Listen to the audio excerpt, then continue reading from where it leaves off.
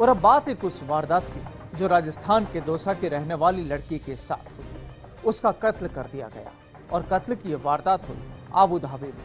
अक्सर वहां के एक होटल में डांस प्रोग्राम करने जाने वाली करिश्मा को मौत के घाट उतार दिया गया और अब परिवार वाले जहां इंसाफ की मांग कर रहे हैं, वहीं अपनी बेटी के शव को भी दौसा लाने की मांग में जुटे हैं।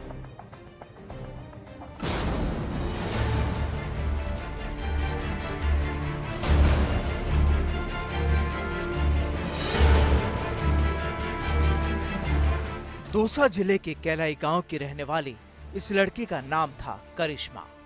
करीब 26 साल की करिश्मा अब इस दुनिया में नहीं है।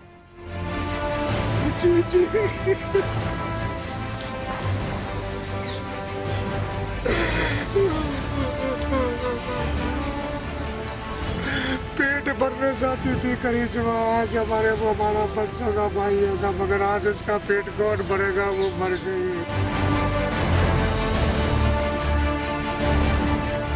आबू धाबी में इसकी हत्या कर दी गई। करीब 2 महीने पहले करिश्मा आबू धाबी की एक होटल अल दायल मायना में डांस प्रोग्राम देने गई थी। सामने आया है कि वो यहाँ अक्सर अपने प्रोग्राम के सिलसिले में जाया करती थी। परिजनों की माने तो करिश्मा को उसके साथ गए एक भारतीय युवक ने मौत की नींद सुला डाला और इस वारदात के बाद उसने खुद भी खुदकुशी करने की कोशिश की।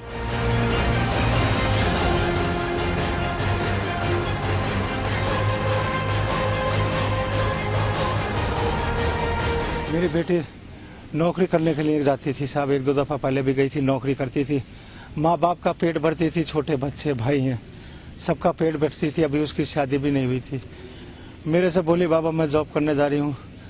आर्टिस्ट में जाती थी या और किस में जाती थी, ये तो वहीं जाती थी, मगर मीना होटल का नाम लेती थी। पापा वहाँ चली गई मीना होटल में, मैं आऊंगी 2 महीने में, 3 महीने का नाम लेके गई थी, 3 महीने में आऊंगी। अभी तक मेरी बच्ची वापस 7 रोज से कोई मेरी संपर्क 6 रोज से नहीं हो पा रहा मेरी बच्ची से।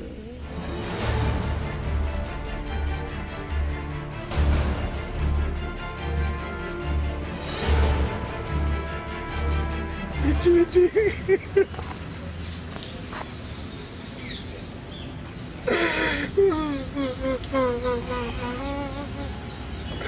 पेट भरने जाती थी करिश्मा, आज हमारा बच्चा का भाई होगा, मगर आज उसका पेट कौन भरेगा, वो मर गई। सामने आया है कि 15 सितंबर तक परिजनों का करिश्मा से फोन पर संबंध था, लेकिन अगले दिन यानी 16 सितंबर को एक मिस कॉल आई। करिश्मा के पिता मनोज ने उस नंबर पर वापस फोन किया तो उधर से एक लड़की ने फोन रिसीव किया। फोन रिसीव करने वाली लड़की ने करिश्मा के पिता को कहा कि करिश्मा का मर्डर हो चुका है, लेकिन उसके बाद अब वो लड़की भी बात नहीं कर रही। परिजनों ने कई बार करिश्मा को फोन किया पर बात नहीं हो पाई। दूतावास और जिस ग्रुप के साथ वो गई थी वहां से भी सही जानकारी नहीं मिल पा रही। ऐसे में करिश्मा के परिजन आज दौसा पुलिस उप अधीक्षक राजेंद्र त्यागी से मिले और उन्हें ज्ञापन सौंपा।